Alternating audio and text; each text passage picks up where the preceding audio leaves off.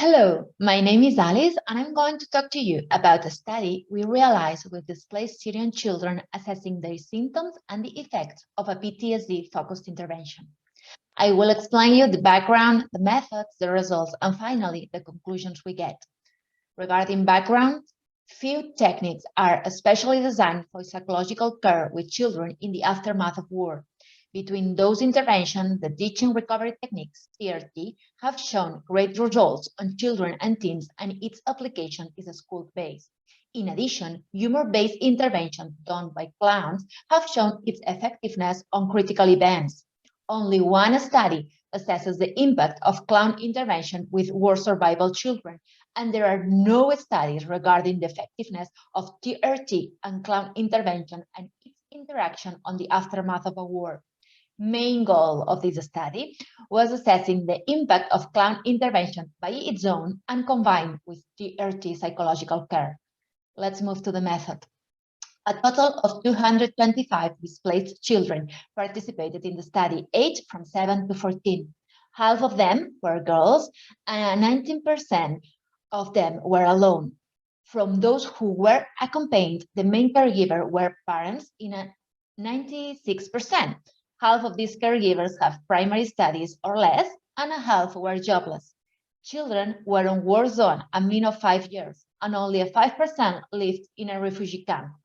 All groups were equal on war stressors, time of displacement, living in refugee camp, and sex. The only difference between the groups was the age, because this is a non-randomized trial, and the groups were established by class. However, logistic regressions were calculated to determine that results were not affected. The sample was split out on 4 groups. One group didn't receive any intervention, control group. Second group only received TRT intervention. Third group only saw Clown Without Borders session. And the fourth group saw Clown Without Borders intervention and received TRT intervention. At the end, after recording data, all children received TRT intervention and saw the clown sessions. Interventions were applied with a time lapse of 3 months, so children can complete TRT phases. Sociodemographic data was collected with an adult questionnaire, and we used the following test. The children revised impact of event scale, CRIES, designed to measure intrusion and avoidance symptoms. The strength and difficulties questionnaire, that is a brief behavioral screening questionnaire. It includes items on psychological attributes such as emotional symptoms, conduct problems, hyperactivity and attention, peer relationship problems, and prosocial behavior. The war stressor questionnaire that covers a wide spectrum of war characteristic stressors, and the depression self-rating scale developed for children. Only significant results will be presented here. In this table are shown results about differences between the assessment before and after the intervention for the same groups. So positive results indicate that punctuation on the second assessment was lower. Comparisons between groups were carried out with the mean punctuation after intervention. Significant results were found on intrusion, avoidance, total CRIES punctuation, peer relationship problems, and prosocial behavior. The groups with greater results are marked in bold and underlined. This study is the first one to demonstrate the effectivity of Clown Without Borders session as intervention on PTSD symptoms with displaced children on the aftermath of a war. Let's analyze the 3 main conclusions of the study. CWB intervention shows effectivity with symptoms related to different areas of PTSD. It might be considered the most effective intervention about avoidance symptoms, total PTSD punctuation, and behavioral problems. TRT only shows effectiveness with emotional problems. Even more, results show that TRT have counterproductive effects as PTSD, depression, and behavioral symptoms increase after intervention. This result was unexpected.